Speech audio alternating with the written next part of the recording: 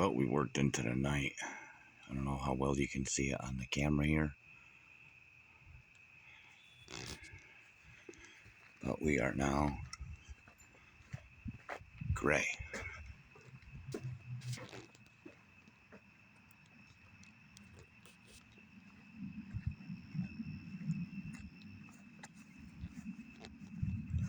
Got two more soffits to do. Well, 2 more dormers, 4 soffits.